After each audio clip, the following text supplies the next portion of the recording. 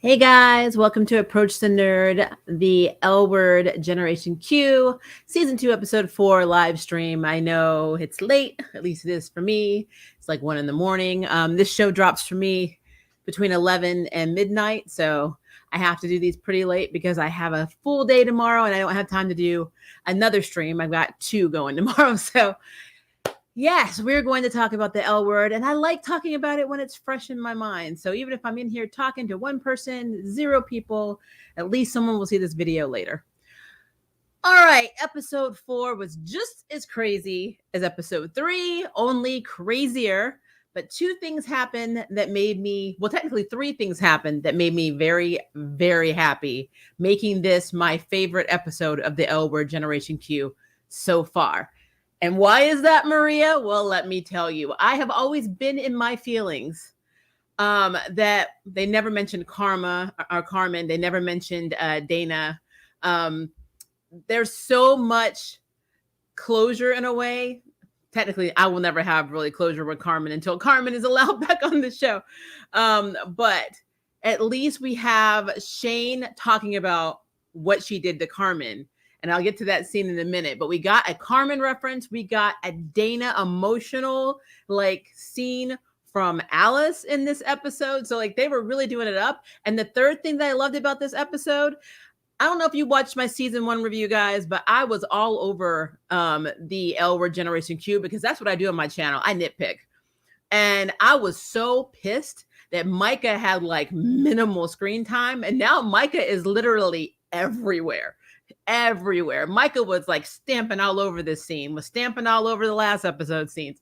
So I am very happy that our trans character is getting the respect that he deserves in L word, because L word has a horrible history on how it treats trans characters, especially in the OG show. So very happy about all the Micah scenes in this as well. So, okay, episode starts off, mini recap.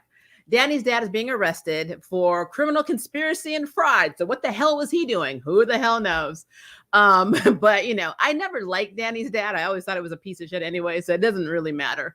So it is what it is. I know he loves his daughter, but he's still homophobic as hell. And, I don't subscribe to that. So is what it is. But yeah, he's going to jail.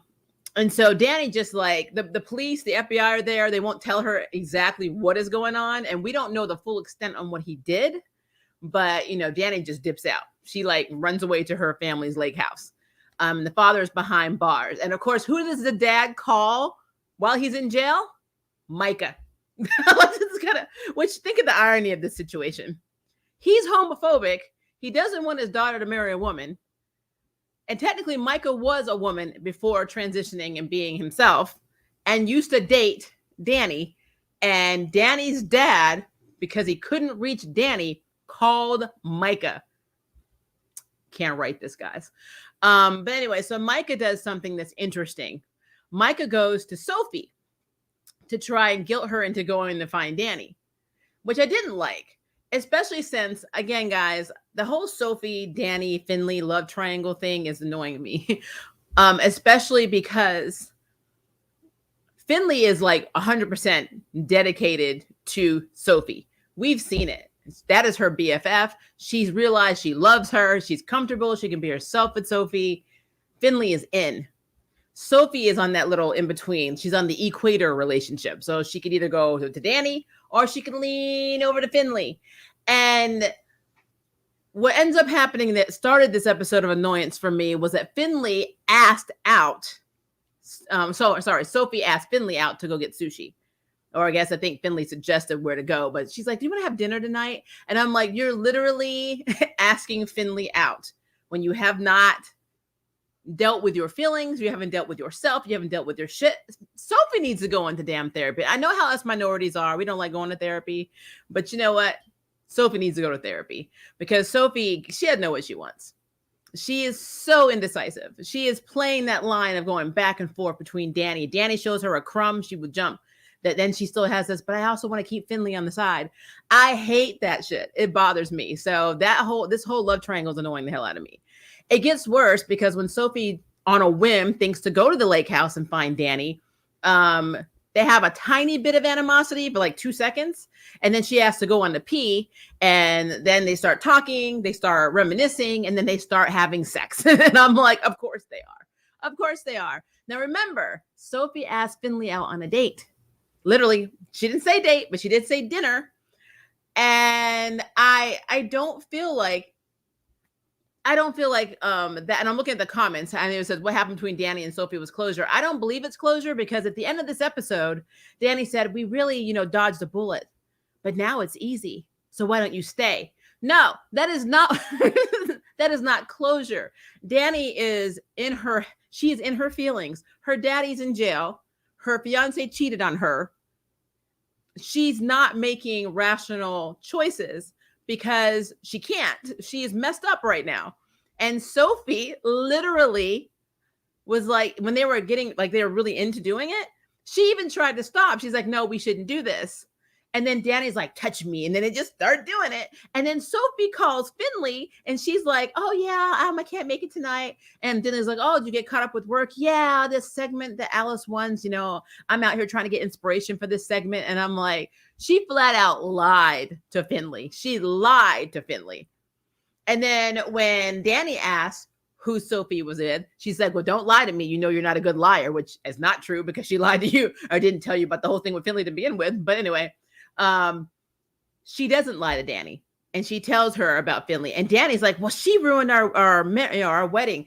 She literally Danny's putting all the blame on them sleeping together solely on Finley right now. She's like, Finley ruined our marriage, our wedding. She embarrassed me. She did this. And then, Sophie's like, no, I'm sorry that I hurt you. I'm sorry that I keep hurting you. But Danny isn't hearing that shit. And Sophie said something that I will give her props for. She's like, you told us that we're over. Are we? Are we over? And Danny, we don't see what Danny says, but then later on the balcony, when Sophie's like, I should get going, then Danny's like telling her to stay. So, I mean, it's just, they are not, both of them need therapy apart from each other. They need to be happy with themselves. And let's be clear, even though technically Sophie and Finley are not together, she asked her out and then she went and slept with Danny. And then she lied to Finley about it. It's the same toxic shit she did, before. But to be fair, I believe Sophie was with somebody originally when she hooked up with Danny. So she has a history of doing this. This is nothing new. And I don't know why. I guess maybe we know that, her dad is a person that abandoned their family. I think there's a lot of trauma there. And until Sophie deals with the trauma, it's just going to be a thing. But to be fair, this is the L word and a lot of people cheat. So it's just what it is. So I felt so bad for Finley. Finley went out and got a suit, bought flowers. And man, sushi is expensive, especially in effing LA.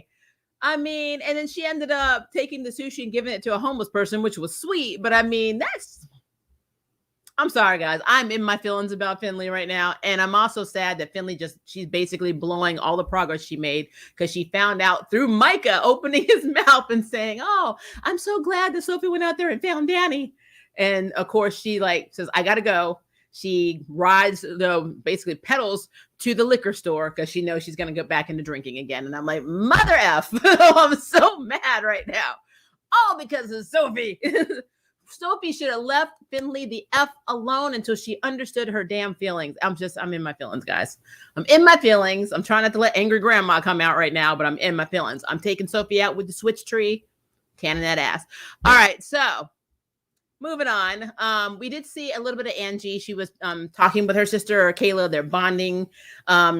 We learned that Angie is a lot closer to her dad, her donor, whatever, than Kayla actually is. And then something happens that has me worried. So basically her sister's like, I need to tell you something. And then we learn later when, Angie asked to meet Shane that her donor is dying. And my fear is it's going to be something like, I need a kidney or I need a transplant or donation of something. And then Angie's going to be the one that's the match. And that's going to cause a lot of shit. I don't know why I feel like that could be an angle that they take. It probably won't, but that could be an angle that they take. But it has Angie in her feelings because she's like, well, should I meet him? I know Shane that's when we get the Carmen reference of the Carmen scene that I was really happy about, because she was talking to Shane and she's like, should I meet your donor? And Shane's like, what do you want to? She's like, I don't know. And then of course Angie's like, well, at least you knew your dad. And then Shane breaks down the whole thing of, no, my dad was a piece of crap. And then when I was old enough to find him, I realized he was even more of a dick.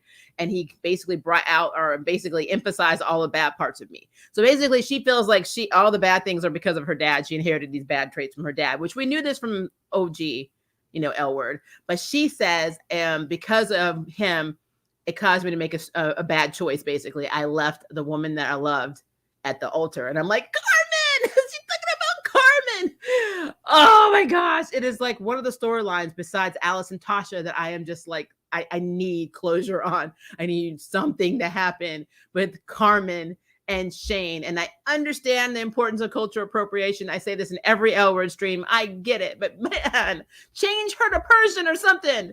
I mean, seriously, make her find out she was adopted and she's actually Persian and bring her ass back. It's just, guys, I'm in my feelings. Sorry, I'm still stopped up. I still have sinus issues, so I apologize. But anyway, but at least we saw the look on Shane's face and she was like, close to crying, and I'm like, she still has a soft spot for Carmen. I'm so happy, because when she got with Molly in the OG series, I was like, okay, maybe she doesn't think about Carmen anymore. But yeah, I'm so happy that this is one of the biggest regrets of her life, is leaving Carmen at the altar. So I'm happy about that. But long story short, Micah again, Angie ends up going to talk to Micah because he's a counselor. And she decides that she wants to continue seeing Micah, but she tells Bet that she wants to see Micah with her, Carrie, and Tina. Like, all of them are going to go. So this is going to be an interesting session, because I'm really curious. Because, when you're in therapy, as someone who is in therapy, you're not supposed to deflect and internalize your emotions. And so they're going to have to talk about real stuff, and it's going to get heated as hell, especially because Bet does not like Carrie and does not like the fact that Tina is with Carrie. So that is going to go extremely well. Sarcasm. Speaking of Bet, Bet found her idol, the person that makes her wet, and that is Pippa, played by the beautiful Vanessa Williams. Not to be mistaken by the other actress and singer, Vanessa Williams.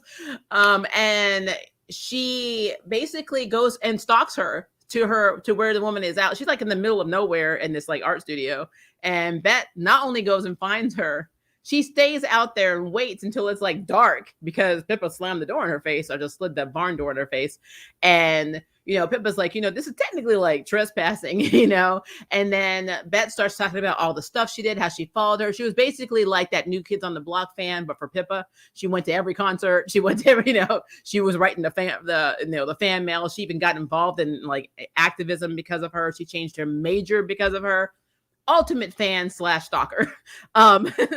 But Pippa agrees to go to, dinner with her. I mean, she's like, I'm not going to let you talk to me about, getting back out there. I quit the art world because they weren't ready for her. They treated her like shit, basically. And Bet the whole time, starts off as like a dinner, and then she starts talking about Zakarian and how her boss is a POS, but she's using his assets to find, artists of color that were treated like shit, try to mitigate the damage, basically, how she puts it. And Pippa's still like, I don't trust you, because basically you are still one of them. You're working for the man. But Pippa was flirting hard effing core with Bet. She was like, you're beautiful. And Bet was like, you're the most beautiful woman I've ever seen. I'm like, oh, so Tina went shit. Like, that's what you just said. You said it.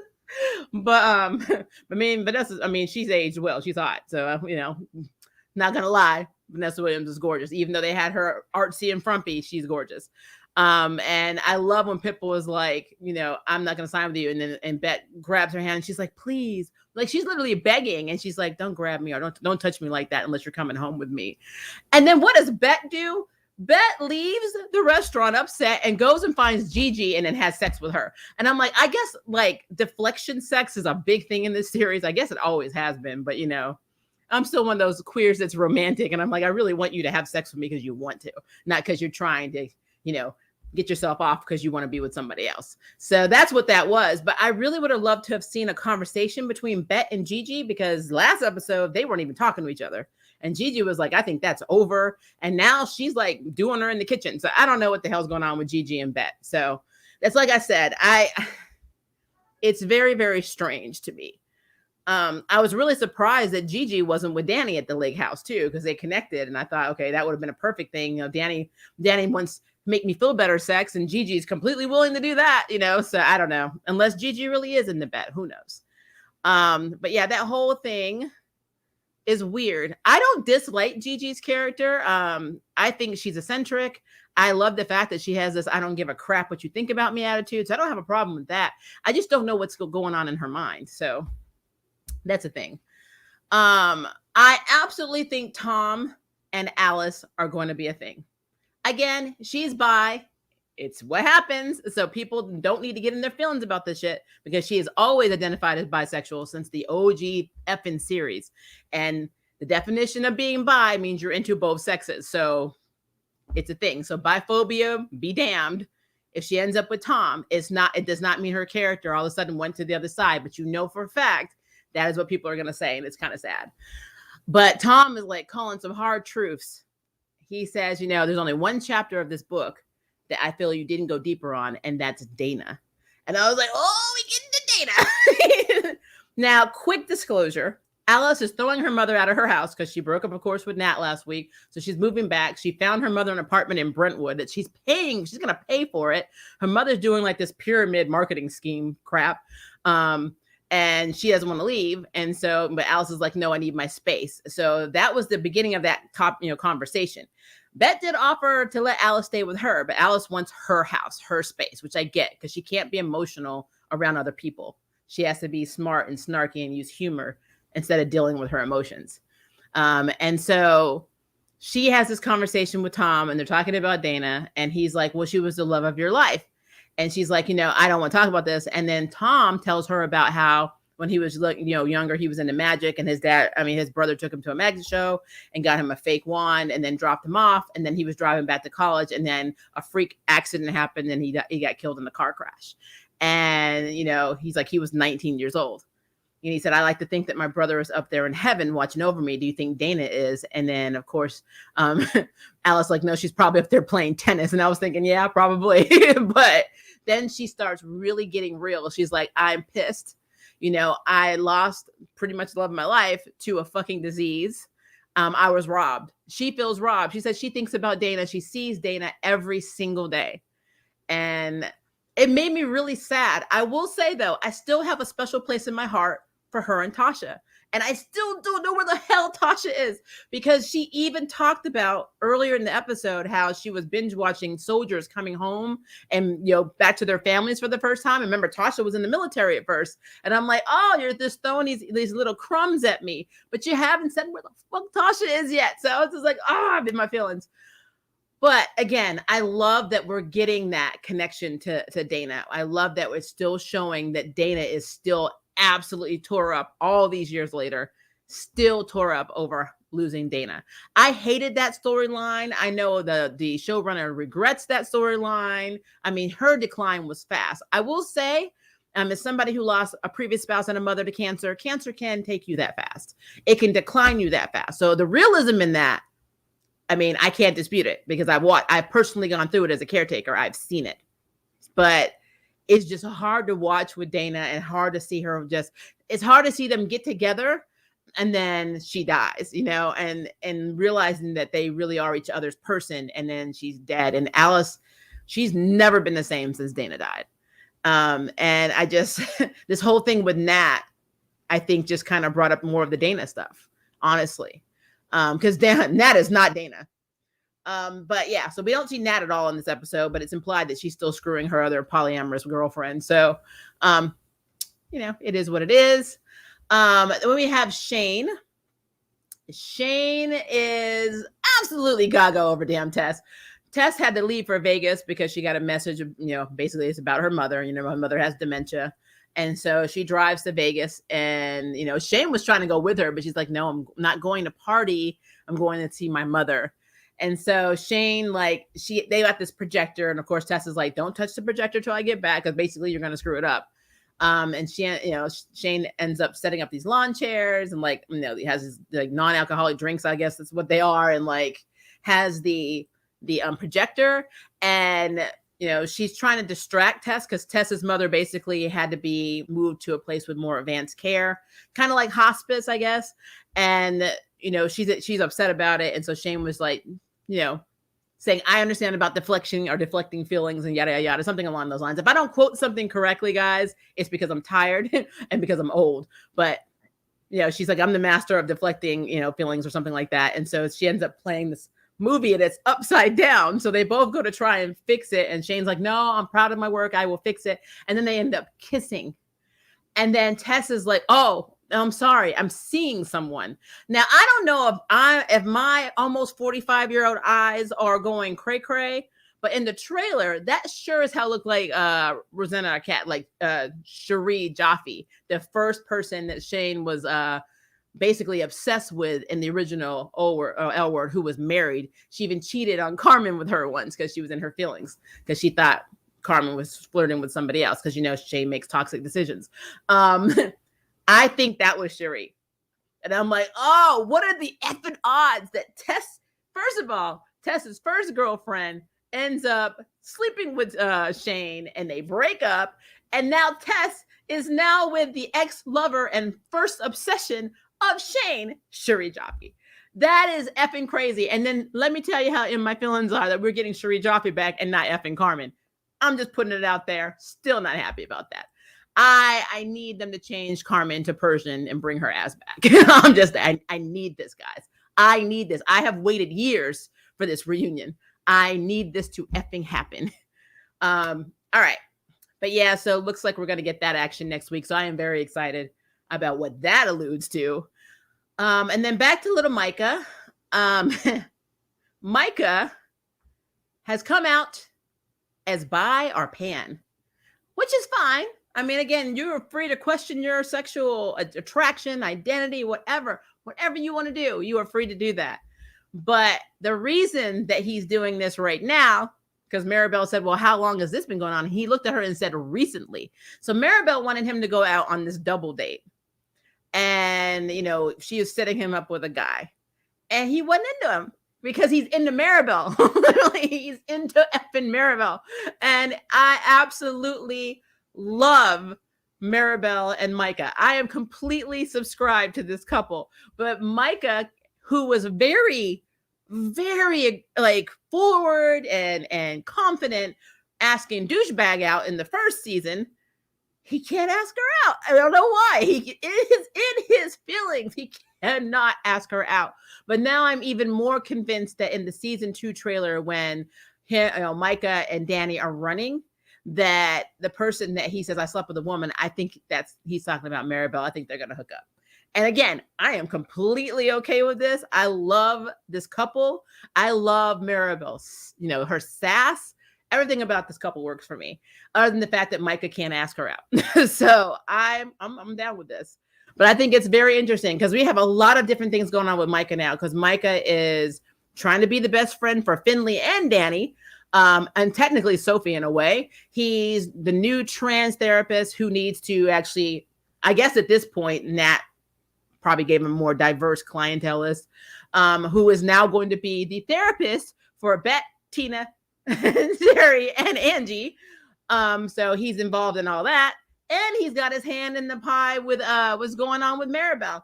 So he got his representation. I am very happy that they have not effed over Micah this effing season. So I see your comments, guys. The actress that portrayed Carmen is actually Persian. Yeah, that's why I said make her Persian. Yeah, I love her. I absolutely love her. Sarah Shahi has always been a very charismatic and very cool character. And she's played a lesbian in a couple of other shows that I was really into. So, but again, that's a whole other conversation. But I really would love for her to be like, I just found out I was adopted and I'm actually Persian. Like, okay, cool. I will take that. Make her effing Persian. It is stupid. If the fans want a damn character back, bring her back. But you know what? It is what it is. But yeah, so this entire episode was my favorite episode so far. My favorite effing episode. Because again, we got the Carmen drop, more scenes for freaking Micah. We got the Dana emotional scene. Alice went home crying to her mother about because of the Dana things. Now I think Mama's not moving to that apartment in Brentwood. The only thing that makes it sad for me is this whole silly, stupid ass love triangle with Danny, Sophie, and Finley. I am already over it. We're only on episode 4 and I'm already over it. I am over it. Sophie, really, to me, and this is going to sound really horrible because I think that Rosanna, who plays her, is gorgeous. I think she's charismatic, but I am a person that speaks her mind. She ain't effing worth it. She's not worth all this. I'm sorry. She is flighty. She has a history of cheating. She cannot be faithful until she gets into therapy and works out her shit. Why are these people fighting over this woman? No, no. Finley needs to find somebody else like the pastor last season who actually was good for her. And she went home trying to work on herself because the pastor basically says, you need to work on yourself. She told her the truth. She wasn't stringing her along like Sophie is because she's stringing Finley along. It's like that side character. You don't want to be alone, so you got to have this girl on the back burner. I do not like this shit at all. And Danny is so messed up right now. She's doing things that she would not normally do. But to be fair, to play devil's advocate, if she knew that Sophie was with somebody when they got together, then she was okay with that for a while. Because, her saying, I don't believe in cheating, I don't believe in cheating, but yet you got your girlfriend through cheating, that's kind of hypocritical. So I got to throw that out there. But all of them need to be in therapy. I'm calling Linda from a show, Lucifer, because she's the best psychiatrist on TV. I need them to be in her office, pop their asses down on the couch, and go, because I'm tired. So, too old for this shit. So that is how I feel about episode 4. So let me jump in here. I know you guys have been popping the questions. I'm sorry. So and thank you for being up so late. It may be day for you though, so I don't know your time zone, but hi, D. Marie Poraz. If I butcher names, so I apologize if I said that incorrectly. It is a talent that I have, butchering all names all the time. Yeah, Micah was very much involved in almost every plot this episode. I know they are literally, I feel like they heard us. I feel like I was not the only one bitching about this last season. I feel like they went around and watched some reviews, or people were on bulletin boards, or maybe they sent letters to the showrunners. I'm like, why are you going to have a trans character as awesome as effing Micah, and he's Asian, and then not do anything with him? Why do you put him in minimal episodes where he just basically is hooked up with some guy who's a piece of shit? Why are you doing this? So I absolutely love that we're seeing him in his career growing. We're seeing his love life growing, and you're seeing his relationships with others. He is everywhere now, and I'm cool with that. I am cool with that. What happened between Danny and Sophie was closure. I think I already answered that. That was not closure. My poor baby Fin. I am so in my feelings about Fin. I like that though, Fin. I think that was a diet drug a long time ago that was pulled off the market. Danny isn't in a good space emotionally. Neither is Bet. They need to be themselves before trying to commit to someone. Absolutely, 100 effing %. I absolutely agree with that. They all need therapy. The whole time I thought Danny's dad was dying. Turns out he's just a criminal mastermind. It could have gone either way. Like I said, they showed all of these lights, and some of them sounded like first responder lights that I hear all the time because I live really next door to a firehouse. So station 12, not station 19. And they literally all day I hear these sirens go by, and it sounded like a lot of that. I feel like they threw all these sirens in as to throw you off, so you couldn't figure out that they were all FBI and cops. But again, it is what it is. I'm dying to know what the hell he did because he's shady. Is it the angle that they take in the preview of episode 5? It says her dad needs a kidney and she wants to donate one of hers. Did they show that? I must have missed that part. Because that's what I was thinking. I didn't see it in the trailer. So if that was actually in the season 5 trailer, once I saw Cherie, I kind of tuned everything else out. I was like, what? And I just turned it off. So I didn't see the full trailer. So I might need to go back and watch it. That's not true. I did see one other thing. Somehow I skimmed it. Danny was saying something to her dad about, if I find out you're lying, I'll burn this place to the ground. Meaning, I guess she's taking the business out. I don't know. Maybe cheating also is not embezzling or doing criminal activity in your criminal conspiracy with your company. I don't know, but if that's true, I think that was my fear watching it, was that he needed a kidney or he needed a donation, a liver or kidney, something that, she can donate and still live. And she's going to be wanting to donate it to the donor, and she's probably going to want to meet him. And if she meets him and she gets attached to him, and of course, Bet and Tina don't want her to give up a part of herself for the donor. And this is going to be a mess. I know it's going to be a mess. But that's good writing, guys. We like to see the messiness in families. Gigi wants to be with the whole crew. I mean, she's single. I'm like, they technically are. I mean, I guess I don't really know what the hell her and Bet are. And Alice is single right now, but there's no way she's going back and having sex with Gigi. And Shane is into Tess. So again, that whole Tess, Cherie, Shane thing is ironic and funny to me. I think her and Tom would be cute. I do too. I think they are very cute. I love how he's so like in sync with how she's feeling, how she's actually feeling, and not the front she's putting up. I think that's really cool. Gigi is a fun character that I wouldn't want any of my friends to date. Yeah, not date, but she'd be the life of the party. That hurt my heart when Alice started tearing up. I know, because she doesn't generally show her emotions. She is that character that internalizes things and then just gets angry or makes a smart ass remark about it or a joke. That is her defense. And so Tom broke through that with Dana, and that we're seeing how she really is feeling, and it's sad. And she seems so lonely, and it's just, I don't know. It's hard. It's closure between Danny and Sophie. I can't see, my problem with the term closure means you are closing a chapter on something. You're not beginning a new chapter with the same person that you didn't have therapy with, that you had sex with without resolving any issues. What I learned in my therapy with my therapist is that closure is a completely different definition to what I just saw on that screen. So I disagree. I don't think that's closure at all. I think that Danny is trying to find some normalcy in her life because her fiance cheated on her. And so she was trying to move on from that. She was basically flirting back and forth with Gigi. And then her dad gets arrested. And she's like, well, shit, my dad's in jail. I don't have a fiance. I'm utterly effing alone. I have no family, apparently. I need something back that's normal. And so, yeah, she's still very pissed at Sophie, but she slept with her and is trying to rekindle things with her so she doesn't feel alone. And because she also has said in the last episode that she used to sleep over at her friend's house just so she could have a family to have breakfast with. If she gets back with Sophie, she can get back with Sophie's family. That's what I'm feeling. And it's toxic. That is not closure. That is bad. That is bad, bad, bad, bad, bad. You do not get in a relationship when you have unresolved shit. You just don't do that. You don't.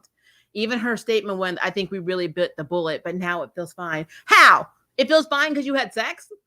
Just the last episode, you were saying how, when messed up this was, the whole relationship was. Like, it doesn't work for me. I'm sorry. That does not work for me.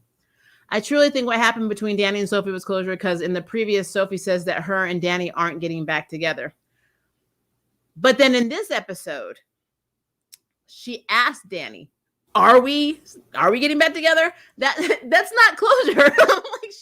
Like she literally had sex with her ex. It is there's a reason you have an ex. They're an ex for a reason. You have not been to therapy. You have not done the work. You have not done anything to fix any of this. And the fact that Sophie still just lied to Finley, literally flat out lied to Finley. And let's be clear, the only reason that Sophie did not lie to Danny is because Danny started the conversation with, and don't lie to me because I will know.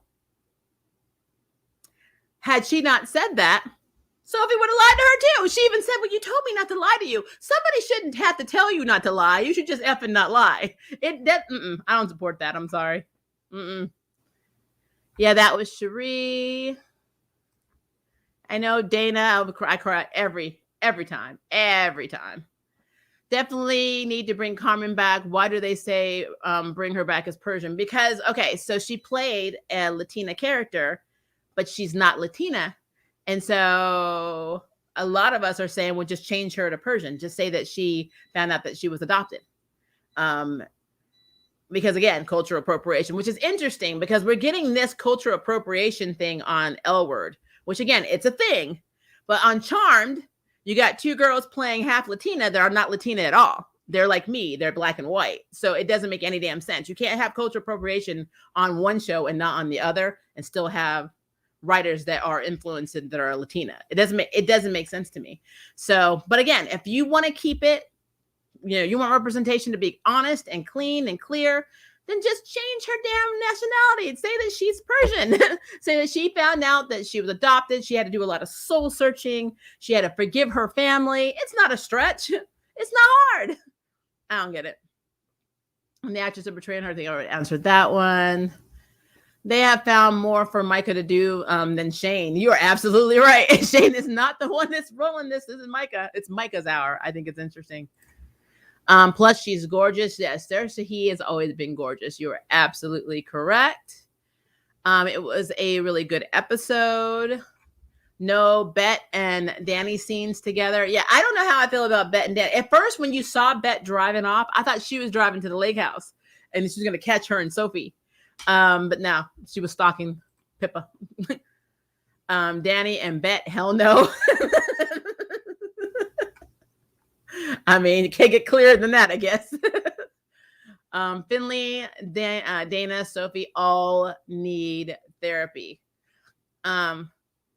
I think you meant Finley, Danny, and Sophie. But yeah, I get what you're saying. I agree with that. Finally, go back to Kansas, please. Finley, go back to Kansas, please. I don't want Finley to go back to Kansas. I want Finley to find somebody else. Finley is not a bad person.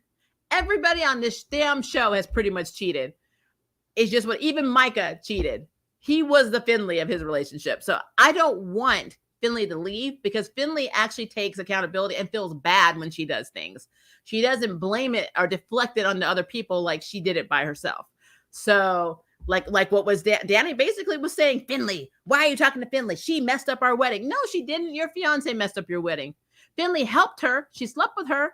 She showed up thinking it was the rehearsal, not the actual wedding. She even said that. Alice was the one that called Finley and told her that Sophie missed her. So technically, Alice kind of messed up too. But my problem is that it's always Finley's fault only. Only Finley's fault. Yeah, Bet was being a bitch to Sophie. But nobody else is really, I think Micah gave some hard truths, which is kind of hypocritical because he was kind of doing the same thing. But I really don't want Finley to leave. I want Finley to find a life outside of Sophie. I do not think right now Sophie is worth all this drama. She's just not. She's not worth it. She really isn't. So, no, I don't want her to leave. Danny and Bet, absolutely. I get a lot of this. I really should do a poll on my community tab. I've had so many people in the comments say, I love Danny and Bet together. And then other people are like, no, they're toxic. No, this is stupid. They're ugly together, blah, blah, blah. And so I don't know.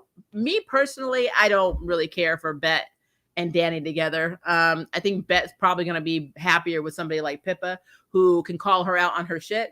And so when she gets in her moods, then Pippa will be that one to be like clamping down. You could tell she has what I call it's not a dominant aura, but she has that like allergy to bullshit aura. Like, I'm not gonna put up with your crap. So when you get out of your little feelings, come back and talk to me kind of shit.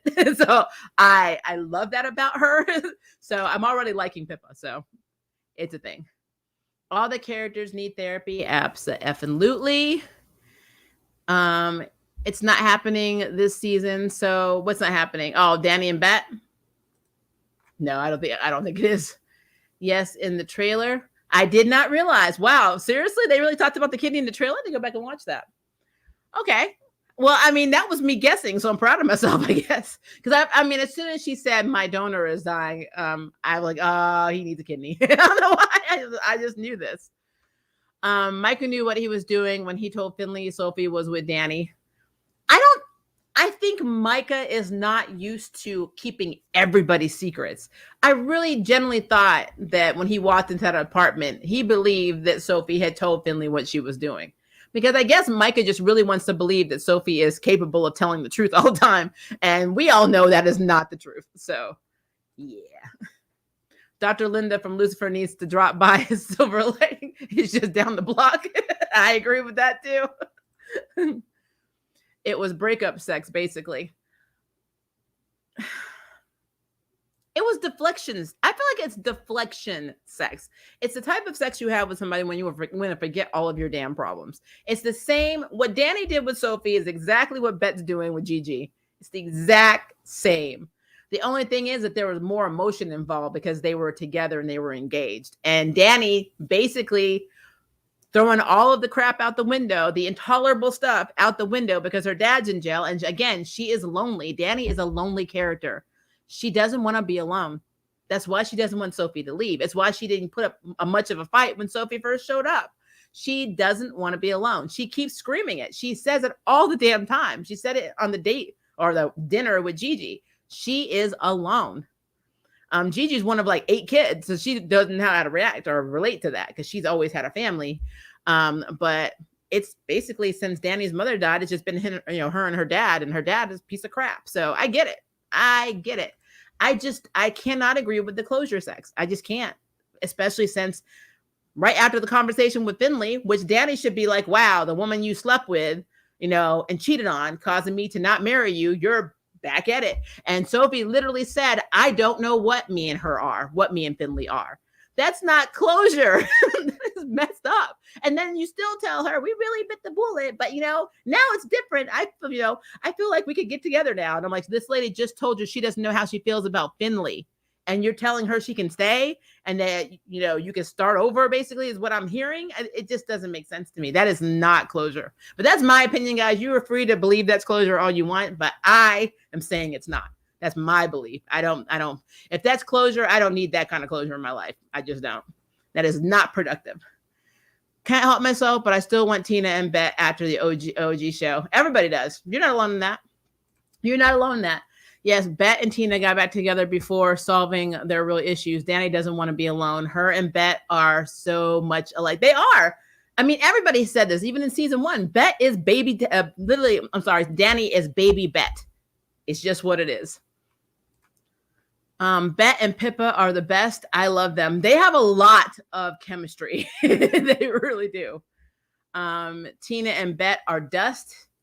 To be fair, I really like Rosie O'Donnell's Sherry character. I like her character. I don't know what it is, but I like her.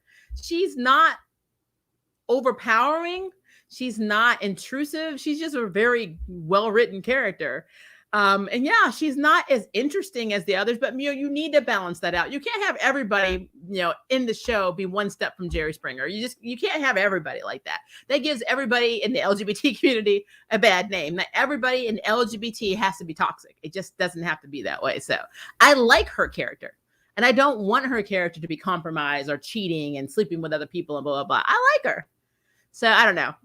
And I think she's good for Tina, and I think Tina's good for her. So I have no problem with their relationship. I'm hoping Bet doesn't sabotage that, but it is what it is.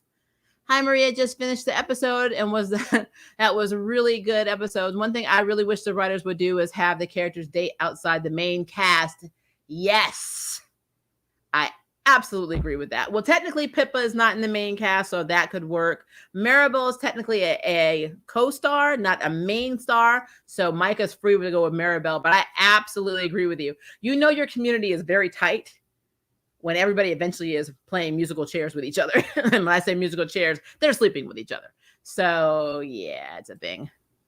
It's a COVID season. That's why there's not really a lot of outside characters. Yeah, COVID has really changed the way we film anything and the way us viewers are able to see all of our series. So I do agree with that. True, but I really hope Danny finds herself or does something without being part of a relationship. That's what I want. I want all of them. Like how Sophie said that she's really starting to love her job.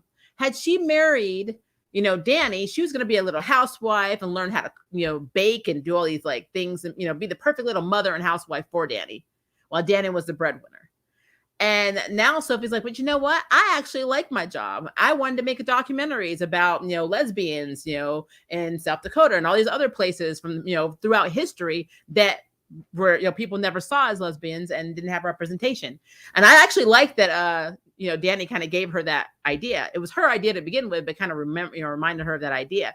As friends, I think Sophie and Danny eventually will be very cool BFFs, like her and Micah. It'll be interesting. Danny could be BFFs with both of her exes, It could be a thing because literally her BFF is her ex-girlfriend who is now a boy or is now trans, basically. I would say now trans. He's always been trans. He just didn't realize it. So I love the friendship of Danny and Micah, but it's very interesting that at the end of the day, Danny didn't even call Micah, didn't even return any of Micah's calls or texts. And Sophie literally had to go out there and have sex with her to have conversations. So I'm like, it's messed up, guys. Where there's 6 episodes left, so much for her to do. Yep. But I mean, they've been pacing pretty well. So there's a lot. I mean, a lot is rolling out. So you only have 10 episodes. They get a lot done in 10 episodes. A lot of people don't want Tina and Bet back together. I don't want to see them torture each other for any more seasons. I'm good. Also, Bet is always way more interesting without Tina. True. And I understand, somebody told me that in their relationship that Tina was, they kind of reverse roles. So if you look at the damn labels, which I don't like labels, but technically Bet to me was always the more assertive, controlling, dominant one. And Tina was more of the submissive one who would get upset and would argue. But at the end of the day, Bet made the calls in their marriage. And now it just seems like Tina's her own person, and she's in this relationship where she's respected, and the person that she's with is like, your voice matters. What you want matters. We don't have to do everything because I want to do it. And see, that's the thing about Bet. Bet always thinks she wants a Tina, but she doesn't. And so, yeah, I do feel that way. But the nostalgia of Bet and Tina, because they were OG, they were the married couple. That's what we get stuck with. It's like, well, but they were Bet and Tina, and the elevator scene when the heat wave episode was hot, but at the same time, you got to remember there's a reason they're not together anymore. So it's a thing. This therapy episode is going to push Tina back to Bet because she's going to get insight on why Bet is the way she is. I don't know. It could actually do the opposite, because Bet may not be able to control her dislike for Bet's fiance. So there could be a lot of drama that comes out that is going to make it very interesting. Let's put it that way. Bet and Tina have been to therapy before, and it didn't work out very well for them. But Tina and Bet as friends works better. That is better for Angie. I agree with that. Bet never opened up the way she's going to do in this therapy session. Oh, I think that I agree with that. I think that Tina can't get Bet to open up in therapy, but I think Angie will. Because you want to help your child.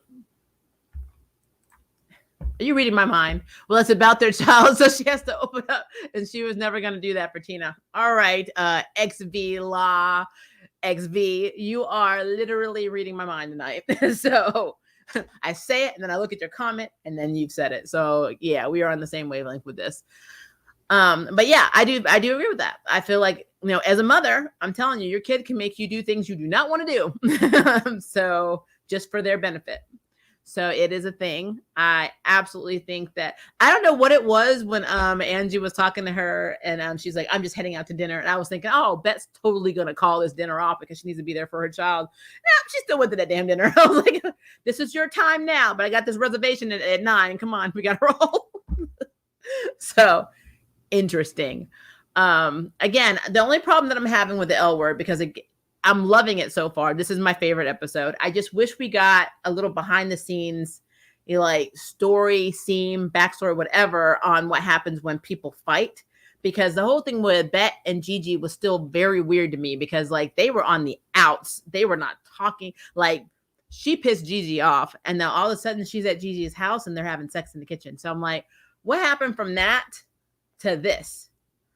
I'm confused. I want to believe that in the L word, like in the real world, that sex is not the ultimate, weapon used for forgiveness. You don't just walk into somewhere and it's like, I'm going to have sex with you, and then all the shit I said to you doesn't matter. That's not how this world works. So I really hope that that's not how the L word has, is working in this season, or this series, should I say, because it doesn't make sense. So, because especially since Gigi is such a strong-willed character, I don't really foresee her just bowing and bending to Bet. So how did they get from last week to them having sex? Because that was literally the only scene Gigi was in, was having sex with Bet in the kitchen. So I need a little bit better on that, writers. If you're gonna take a point of making them fight, I need to see the closure for that before you have them having sex in the kitchen, and not just have Bet go over to her house to get a quickie because she's turned on by Pippa, because that's what that was, and that actually is not fair to Gigi at all. So yeah. Not happy with that. I'm glad Bet is open to the therapy, because Angie was afraid to even ask her. I know. Well, she's afraid to talk to her mother. That is a problem. They need to really get deep into that. She's like, I can't talk to my mother. So I really need to figure out what that's about. And I mean, we've kind of seen it. She does, when Bet doesn't want Angie to do something, she does talk over her to a very annoying and neurotic level. So, And Angie is a kind of a reactive character in that she doesn't like to make waves. She doesn't like to, she's more like Tina in nature than she is Bet. I mean, it's just what it is. She's nothing like Bet in that regard. So yeah, it's interesting. It's really interesting. I think Bet and Gigi are fiery, and that's how they apologize since they're not in love. Still, give us something. I mean, come on, I'm a Sagittarius. That's a fire sign. I mean, I get it. But I just feel like there's more to this series and the way these women, I need it to be. I need the stereotypes for, okay, whenever two lesbians fight, all they have to do is jump in the bed and it's fine. It's the whole U-Haul trope. I don't like it. And so even though parts of it are true in the community, I don't think it should be something that is always shined upon. Like, they need to have a conversation. They should talk. They should argue. They should work out their shit. I need that to happen. I like Bet and Gigi, but I feel Bet is using her to let off steam. Yep. And she is not alone. Also, what happened to the lady from last season towards the end that Bet was eyeing up on the hike? Who knows? I mean, what happened to the woman that she had an affair with, that was married and caused her to basically lose the election? They just go away, guys. They just go away. Where's Tasha? Like, was Angie home when all this was happening? The timeline of this show is so weird. I don't know. I'm trying to figure out if that was Bet's house. That could have been Gigi's place. No idea. I have no idea. I think Gigi is more into Bet than Bet is into her. Oh, 1,000,000,000%. 1,000,000,000,000%. This ep happened in 24 hours, yet Bet was able to travel all around LA in that traffic. You speaking some logic. I'm like, I've suspended a long time ago. It's probably because I do a lot of other reviews of series that do not make sense on how they afford things with no job and how they're not on the streets and still can eat food. I suspended my disbelief a lot of the time because I've had to, and the fact that traffic does not exist unless it's part of the plot. So unless somebody's about to be hit by a car in a car crash, there are no other cars on the road. There is no traffic. The distance between point A and point B are minuscule. If you don't believe me, watch OG Smallville and watch them drive from Smallville to Metropolis on a daily damn basis to go to work. I'm just saying. Because Metropolis was never supposed to be in Kansas. It was supposed to be in New York. How do you get from Kansas to New York City in 7 hours? So I suspend, guys. Also, everyone in this show is mega rich. Everyone in this show is mega rich except for Finley. I don't know. I feel like Finley, who doesn't have a job, is doing pretty well to be able to go out and eat sushi in LA. Because sushi is somebody who is a lover of sushi. And I live in the South, and it's a little bit cheaper down here. I know how much the prices are in Los Angeles. And so the amount of sushi she gave that homeless person, man, he got payload. That is expensive as hell. That's a $200 meal right there. So, Finley doesn't have any money. She gets paid on quote unquote juice boxes. She got her dream job. I forgot to mention that she's going to be coaching soccer at the community center. So she's really excited about that. But she says he gets paid in juice boxes. So I don't know how she's paying for a sushi date. I don't know how she's paying for her part of the rent. I don't know how she's doing any of this shit. Because if you have to sleep in somebody else's apartment in the back room, how in the hell are you paying for sushi? That doesn't make any sense. So I've been suspending my disbelief the entire time. I'm just saying. And I'm sure Shane pays her a little bit, but not enough to do a $200 meal. Nope. You Miss Nearwater said never. I don't know what never is, but welcome. But in closing, because I know we're almost to an hour, I really think the shit's about to get really, really intense. Like I feel like this is the springboard that people are about to leap off of because things are about to get extremely effing messed up. Because if Danny continues this track with Sophie, it's going to be messed up. Finley's going back to drinking. This is messed up. Think about all of the stuff that's going to come out in therapy between Bet and Tina, especially. And Angie's going to learn about both of her mothers because, you can't lie. So that's going to be messed up. Everything going on with Shane. And now that Cherie's back, Cherie Jappy's back and is with Tess, the irony and cray-crayness of that situation is hilarious on all scopes. So that is going to be messed up. I am looking forward to what's going to happen with Mike and Maribel. Again, that scene where he says he slept with a woman.